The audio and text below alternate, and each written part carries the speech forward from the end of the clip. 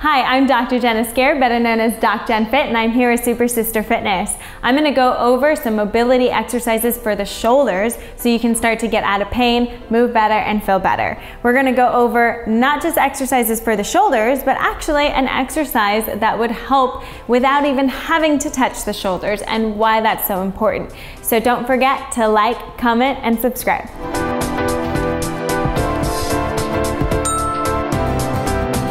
So when we dive into shoulder mobility, the first area that we want to address is actually the upper back. Because if our upper back is not moving well, we have limited shoulder mobility. For example, if I have a stiff upper back this way, and I try to move my arms up as high as I go, they're only gonna go to a certain spot. But now, if I can open and extend through my upper back, so from here it's stiff, if I can open and extend from my upper back, automatically I get more range of motion. Now the place where people usually cheat this is the low back. So if they're stiff in the upper back and they're trying to go here, we usually cheat in the low back and all of a sudden have more range of motion. That can cause a lot of low back issues and shoulder pinching on top of that. So we don't want to neglect what is happening at this upper body in this rotation and extension. It has to be able to move from here in order to prevent pain and problems happening at the shoulders and the low back. So one area that I'm going to show you is called open book. That's what I call it. I love it. It's one of my favorites. It opens up the chest at the same time you're opening up the upper back. So all you're going to do is lay on your side, come in here. Okay, I'm going to take my top leg and I'm going to hook it over and down. With my bottom hand, I'm going to make sure that that's going to stay on the ground. What that does is it locks my hip over so that I'm not getting any problems into my low back and I'm moving more from my upper back. Okay, you can take a pillow and relax it, or you can just let it rest on the ground, whatever feels most comfortable. You're going to take your arm, you're going to reach it forward, so really taking that shoulder blade, reaching it forward, and then you're going to bring that shoulder blade back and open up and out. Now from here, you can let that arm extend out and open. It just becomes a longer lever, which might feel better on the chest. For me, I don't have as much room. Clearly I have a wall. So I'm just gonna bend my arm and let it relax and open as much as I can. Then I breathe in again. So I want you to breathe in and reach that arm. Breathe out, take that shoulder blade back, open that arm and reach. Okay, so after about 10, then you're gonna do angel reaches. So after I come and I've done 10, then bend the arm. Now I'm gonna reach it overhead and then bend it right back. Now you want to almost think that you're going to let your fingertips glide along the floor and glide along the floor back.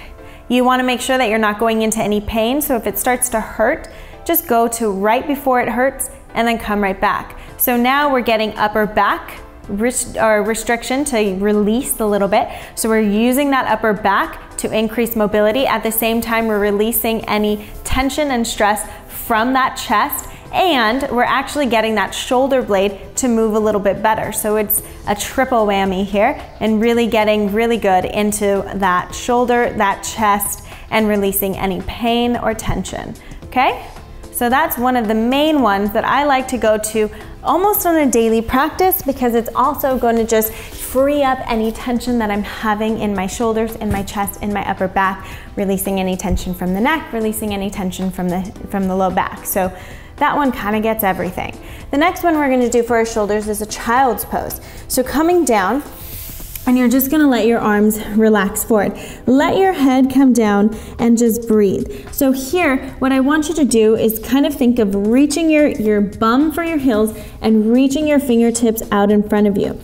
Now reach, reach, reach, reach, reach, and then relax in that head. So what this does is you're actually gonna get a lat stretch. So teres, lats, all these things kind of get locked up if we're not used to going overhead as much, or if you're doing a lot of pulling or lifting or anything. So kind of just letting it relax.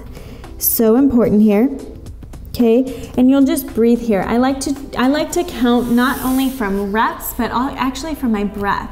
So I'll do about 10 to 15 nice and slow breaths, taking a breath in through my nose and releasing it out through my mouth. When I go in this breath system this way, I actually tap into what's called your parasympathetic, your rest and relax state, so that you can decrease any muscle tension and actually increase the length within your mobility. Okay, so breathing here 10 to 15 times.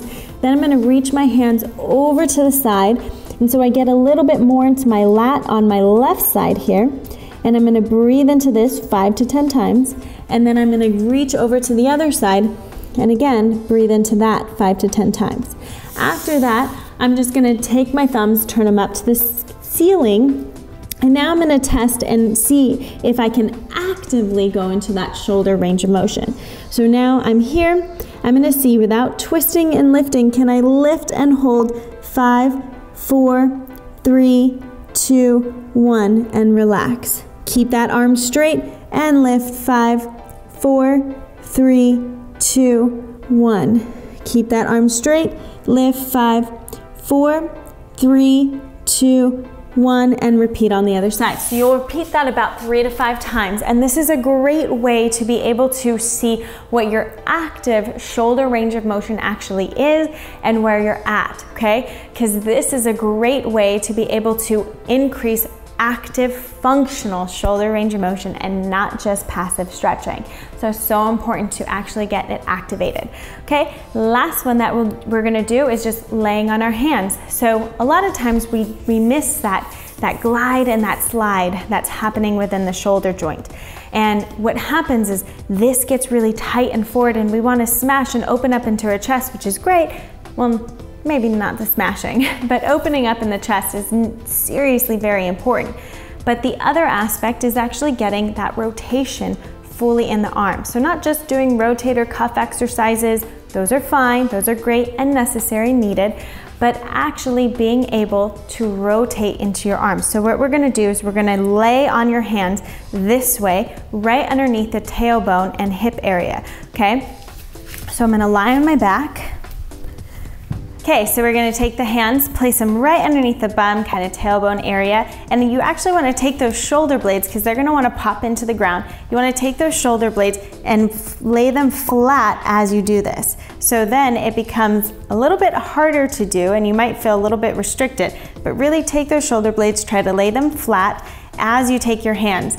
Now you might already feel a stretch, so just laying here like this might feel great, okay? Now for those of you who need a little bit more, take the shoulder blades, lay them flat, and then take the elbows and see if you can lift them off the ground. So this becomes a little bit more of an active stretch, and you're getting into that internal range of motion and really stretching into that shoulder joint, and then you relax. So again, take the shoulder blades, make sure they're flat, and lift the elbows, okay? Breathing, you might feel a little bit of tension and stretching right around the front of that shoulder. You just don't want it to be too much. So as soon as you feel the stretch, just go into that. You don't need to push it too hard. We usually think we need to push harder, but for stretching, actually make it active and functional within your body, you don't need to go so extreme. So try out these. I'm sure they're gonna feel great in your body, but you actually get to be consistent with it. And I've created a program where you can maintain that consistency within the optimal body. It's just a monthly membership. You get access to strength training exercises, core stability exercises, and tons of mobility flows that are gonna be just like this and even more in depth, so that you can make sure that you maintain active, functional range of motion within your body so you can live longer, feel better, and get out of pain. So check the box below. It's linked down below for you to check out the optimal body. Don't forget to like, comment below, and subscribe, and you can follow me at DocJenFit on Instagram.